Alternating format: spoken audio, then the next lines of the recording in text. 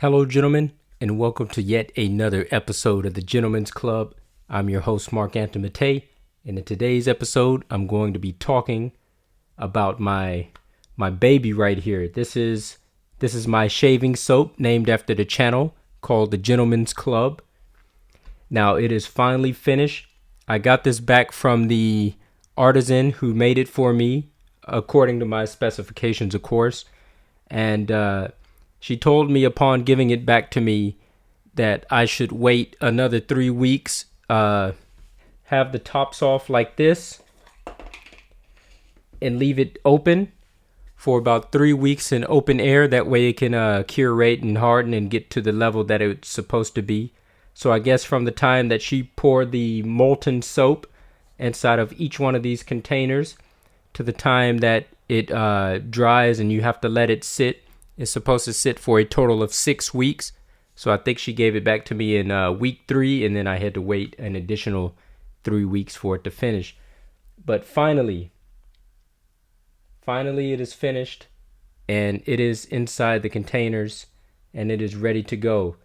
Now, to the eye, this may not be the most aesthetic looking soap, but hopefully the beauty of it is not an issue. It's supposed to be about what it is about and what it's supposed to do. Now, if you guys have seen my previous video about these soaps, when I announced that I was going to be making them and that I was in the process of making them, I had called the video title "The World's Greatest Soap?" And I got a lot of backlash from titling my video that, especially from young guys. Well, I mean, of course, number one, I'm trying to market this to all wet shavers the world over. As many people as that may be interested in this as possible is exactly who I'm trying to reach out to.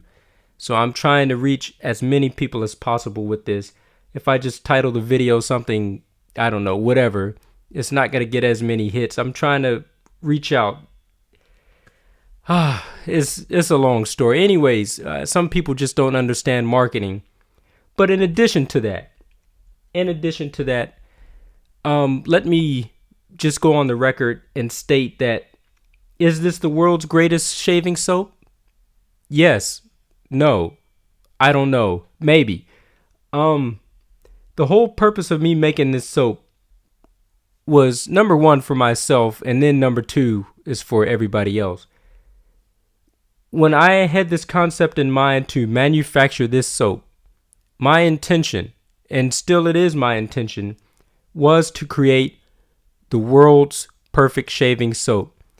Now, is it the world's perfect shaving soap? It could be. Perfection is in the eye of the beholder. If you see it as such, it could be such. Many people have many different standards. A lot of people like tallow inside of their soap. But some other people want all natural and organic components inside of their. Not every two people are the same. So it might be the perfect shaving soap for some. It might not be. But I want for any wet shaver to be able to pick this up, use it, and say, I did get a good shave out of that. Is it the world's best shaving soap? I did not make it to be the worst. Okay? So I did my very best here. I got some expensive materials. This stuff was expensive to manufacture just for these 12 containers. And the price, I'm just going to do a standard price for these 4-ounce jugs, which is very competitive to the rest of the market, about $20 US. No more, no less. I don't think it's warranted a cheaper price than that, and I don't think I should try to get away with selling it for more. But this is the finished product here, and I'm so happy to see it finally completed. So let me tell you more about these things. So I'm still having trouble trying to decide what type of container I want to put it in. Initially, I bought a majority of these clear containers because I thought clear would be nice. This clear plastic.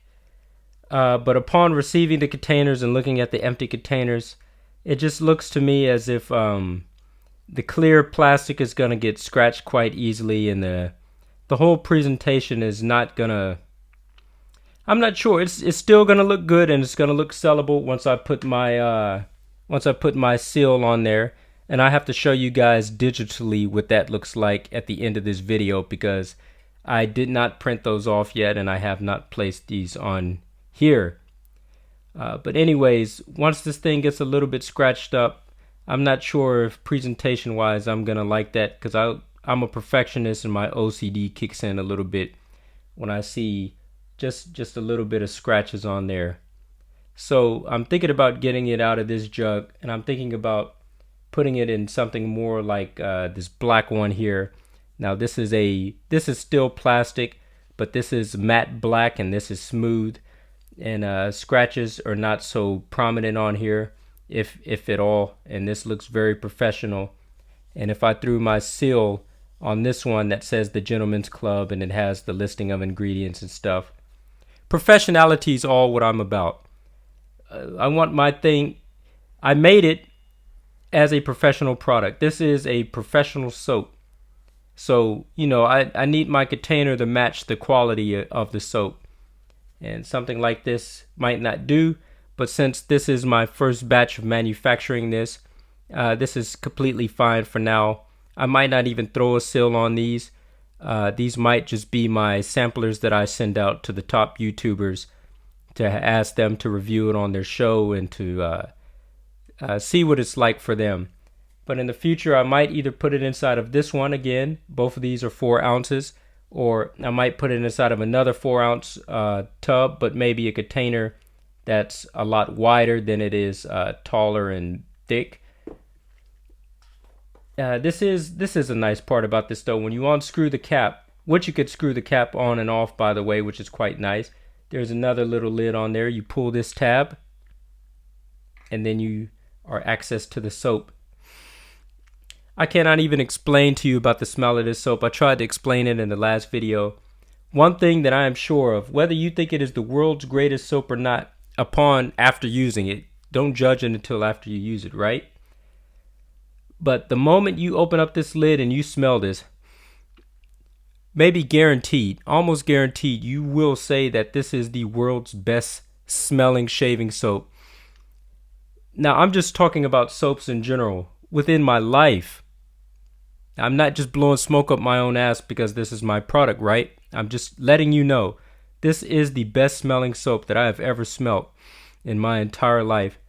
I get high just sniffing this thing. All right. Let me go ahead and tell you about the ingredients. Not in order, but let me just list them off. So there's glycerine in here, some coconut oil, castor oil, shea butter, stearic acid. I got a mix of potassium and sodium hydroxide, bentonite clay, oats, and rapeseed honey. And it's all these natural components that are going to make this very natural soap that's for everybody. So whether you like vegan products and stuff, this is going to be for you. Even if you don't like vegan products, this is still going to be for you. But it's those special things inside of here, like the oats and the rapeseed honey, that's really gonna give this thing its special smell that's just gonna hit you right in the face the moment that you open it up. Now, I will use this for the first time at the end of this video, as soon as I'm done wrapping up my little presentation and talks here. So, I'm an American, by the way. I'm residing in Tokyo, Japan. I've been living here for the past 13 years, so this is my home. And the artisan that makes this soap for me, she's also a resident of Tokyo with me. Leanne is from Jamaica, and I'm thinking about putting something on my label to give a little shout out to her. Something like Jamaican made in Japan or something like that.